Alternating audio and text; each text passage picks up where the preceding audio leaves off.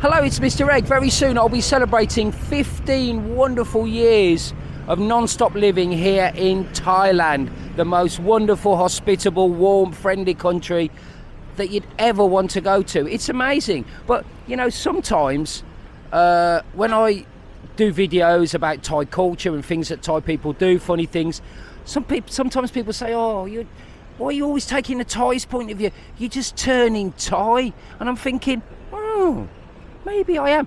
Here's 5 things that you might start to do if you've lived here a long time, and it proves that you're turning Thai.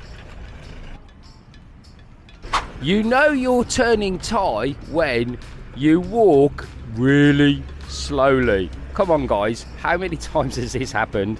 You've maybe met a little friend here in Thailand, which can happen, and you decided you want to go to eat, or you're going somewhere, maybe going to get a taxi or going to a friend's bar or whatever, and you're walking with your new friend and you're here, and if you're not holding hands, she's like behind and she's walking really slowly. And this is something that I've noticed, and actually I sometimes sit outside my bar on Soy Diamond Le Pub and Milk next door, and I'm sitting there and I can see somebody coming up the soy, and I say, that guy has not been in Thailand very long because he's walking so quickly. You've got this Western walk, like you've got somewhere to go quickly. Slow down. It is hot and humid here in Thailand, and some people say, how do the Thais do it? How do they manage to stay so cool in all this heat? And the answer is, they walk slowly. They have a slow walk about them. And somebody actually pointed this out to me. I don't necessarily think this is true, but they said that the reason that was because many generations ago, say 100 years ago, there were a lot of elephants that did work in Thailand, in the agricultural industry, in the construction industry. Elephants built railways and built the roads here in Thailand 100 years ago. And they say that they only walk as quickly as an elephant because it was a waste of time, because the elephant was pulling whatever they wanted. It was a modern day truck, if you like. I don't really believe that, but there you go. There's a point you might want to think. If you are in Thailand and you want to come across as being more Thai, have this sort of slow walk. I think the Thais, because there is a language barrier between Thais and Westerners, I definitely think they pick up a lot on body language. When you're sitting there, 100%. They know when to laugh, they know when to smile, they know when you're telling a joke and all that. And they do see. And if you're running around and you're quite fidgety and you're going like this and you're darting around like that, it worries the Thais. They think, well, what's up with that guy? He's not very sabai. He's not very cool and calm. And I do it in the bar a lot. When I come into the bar, even if I want to really go quickly somewhere, I'll just walk really slowly. And it's just a Thai thing. I think it looks nice to Thai people. So, number 1, you know you're turning Thai when you walk slowly.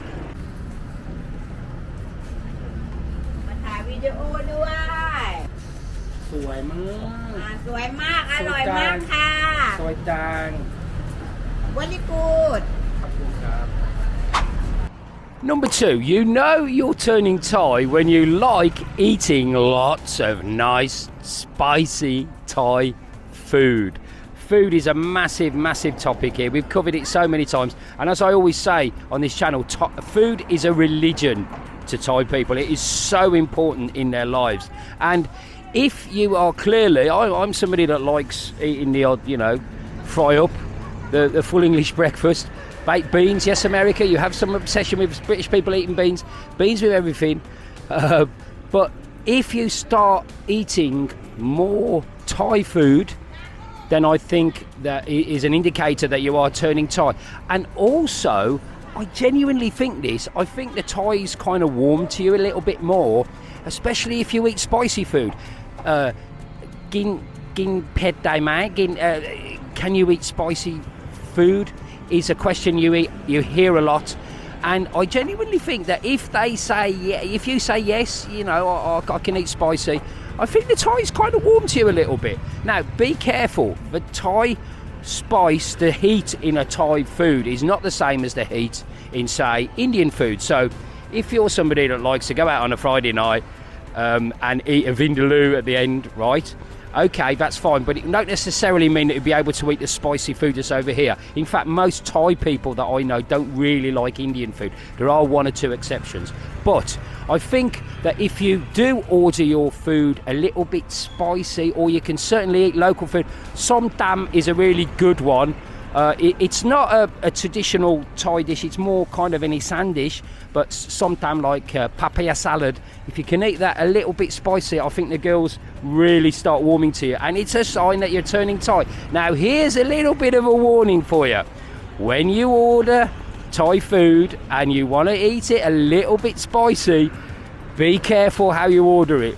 Do it wisely, because I guarantee if you ask for pet mark or pet, right, very spicy, this is seen by the Thai cooking community as a challenge. Farang come, he wants extra spicy food. Okay, you're in for it now, because what will arrive on your dish, on your table, is like a bowl full of red chilies, and there'll be a little bit of meat and vegetables in there, right? And they will take great fun in watching you getting through, and suddenly tears coming to your eyes as you're trying to eat this very, very spicy food. So be careful. If you have a stomach made out of asbestos, then carry on, but be careful about ordering very spicy food. Another couple of things I wanted to say about food. Number one, if when you order food you think about sharing it, can this food be shared? For example, KFC, McDonald's, and obviously the pizza companies over here, they all adapt their menu for Thais so that there can be things that can be shared. So you always have sharing dishes that you can order and then be the big man and have the big face and share it amongst your subordinates or your workers or your friends or whatever. So think about that sharing. In fact, I knew a guy, he wasn't a customer of mine, but he was a customer of another bar, and all the girls used to hate him because they used to say he orders a massive pizza when he comes in here, he sits there in the corner and eats it, and he never shares it. So think about that sharing aspect of food. It's very important. Right, you know you're turning Thai when you're eating really spicy food. Number 3, you know you're turning Thai when you drive like a Thai. And this is not really that funny, because I think it's quite well documented that Thailand, I think, has the second highest road deaths in the world. I'm not sure if that's with motorbike accidents or just all road accidents, but it is very, very high. It's one of the biggest killers of young people here in Thailand. So please, if you come over here, always wear a helmet when you're on a bike. But it is not uncommon to see Thai people get on the Sukhumvit road on a motorbike, maybe with their family, and they're driving the wrong way up one of the busiest roads in Thailand, because the exit they want is just up there, and if they have to U-turn, they have to go all the way over there, and then they have to do a U-turn over a busy carriageway and then come all the way back. So if you find yourself driving the wrong way up the Sukhumvit road with no lights on in the middle of the night, then you know you are turning Thai. One of the things I do notice about Thailand, and I do firmly believe this, is that I think the bigger the vehicle you have, it seems to be that you have the right of way. So that means that you always get these great big 4x4s or Toyota trucks coming out, just inching out of side roads, and you never ever know if the driver's seen you, if it's going to stop, or if it's going to just pull out and smash into you. There is a lot of window tinting as well in the front cabs, in the front windows of Thai vehicles, which doesn't help you, because you can't see whether the driver's actually seen you or not. Don't forget, Pattaya is basically a little fishing village which was designed, all the little side soys were designed for little bicycles and motorbikes, and not these huge great big vehicles that are on the road now. So it is a problem. There's traffic jams everywhere. I've got to say, the traffic management over here is really, really bad. If there's roadworks going on, you won't know until you're almost ready to hit them, and there won't be very good diversions. The signposting is terrible. So traffic, driving, when you drive like a Thai, you know you've gone a bit nuts. You know you're turning Thai when you keep Thai time.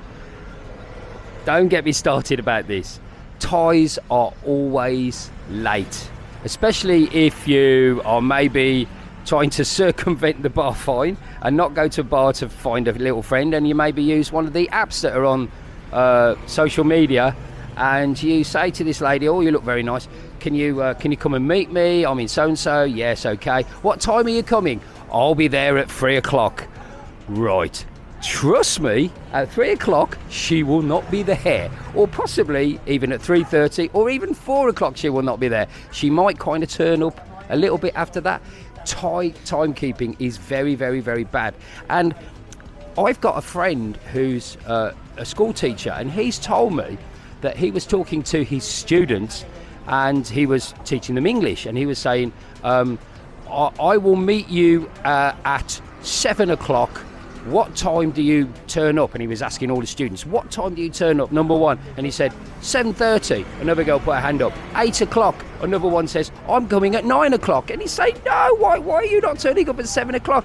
And I think the reason that the Thai students gave was because it's something to do with, like, it's any time after 7 o'clock. It's like sabai. You know what I've said about walking slowly, and everything's very sort of calm here.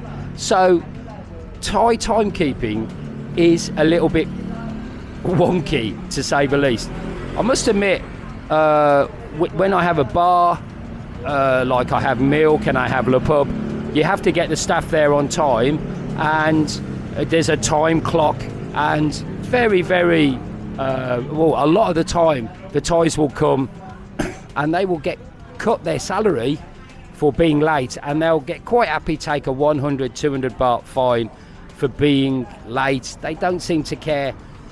If you turn up somewhere really late and it doesn't bother you, and you're not really concerned and rushing to try and get there on time, that's when you know you're turning Thai. There are so many more points that I wanted to put to you about things that show that you're turning Thai. One of them involves going to the toilet. Maybe that's one for another video. But my last and final point is, you know you're turning Thai when you keep on using the word Farang all the time in every single conversation.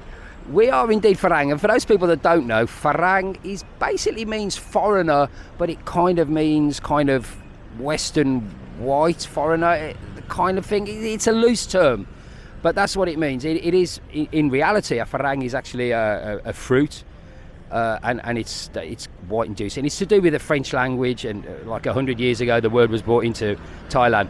And actually I've made a video about You Will Always Be Farang, and it's up there for you if you want to look at that after you've seen this one. But you will always hear this word Farang, and the Thais seem to use it all the time, and I can speak a little bit of Thai, and I can certainly understand a conversation that's going on maybe in a BART bus or maybe waiting in a line somewhere, and you do hear the word Farang. It doesn't mean they're talking about you. They're not talking about you. Guys get really, really like paranoid. Oh, why are they gossiping about me? What are they saying? No. Chill. It's not. Saying chill is possibly another Thai thing. Chill. They're not talking about you. They're just talking about us in general. They talk about Farang.